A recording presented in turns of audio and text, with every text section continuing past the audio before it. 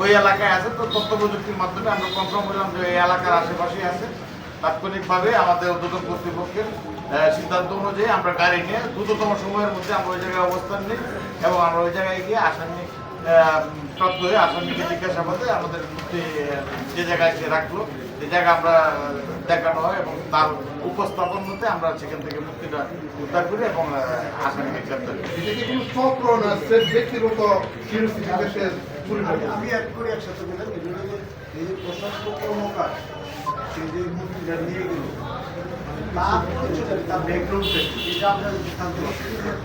আমরা প্রাথমিকভাবে জানতে পারছি সে আপনার হিন্দু ধর্মাবলম্বী সে এবং বিভিন্ন পূজামুখী অসাধু জড়িত আছে। সে উদ্দেশ্য হয়তো বা চুরি করার উদ্দেশ্যে তার আপনার এটা ঘটনা ঘটতে পারে, প্রাথমিকভাবে জানতে পারছি। মূর্তি সাধারণ জিনিস না, সে এটা চুরি করছে, এটা সে তার একটা নেটওয়ার্ক আছে, সেটা কোথায় বিক্রি করবে, কোথায় হস্তান্তর করবে, কাকে দিবে, এর পিছনে তো একটা বড় শক্তি কাজ করছে আমরা মনে করি। এই ক্ষেত্রে আমরা কিন্তু আপনারা বুঝতে পারছেন কিন্তু আমরা একটা প্রাথমিকভাবে আমরা আপনার এই আসামিটাকে গ্রেপ্তার করতে পারছি এবং মূর্তির উদ্ধার করতে পারছি।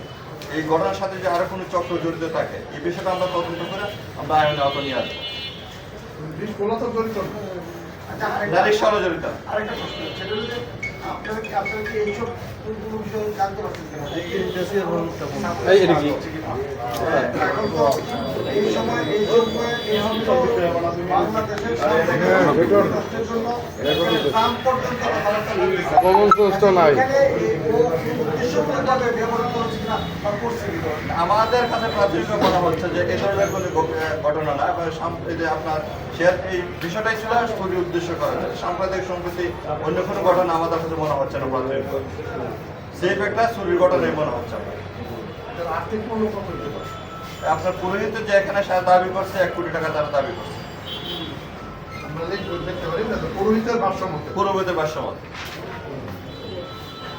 আমার একটা প্রশ্ন, শহরে কিন্তু চুরি ছিনতাই তো বৃদ্ধি পাইছে কথাটা, তো আপনারা এই ব্যাপারে কোনো আপনাদের কি আমাদের প্রতিদিন আপনার দিনে এবং রাত্রে আমরা আপনার 6টা টিম ময়মনসিংহ আপনার অঞ্চলে কাজ করে। এখানে আপনারা জানেন একটা ঘনবসতির অঞ্চল, এখানে একটা সিটি কর্পোরেশন, এখানে আপনার এই 33টা ওয়ার্ড এবং প্রায় 11টা ইউনিয়ন।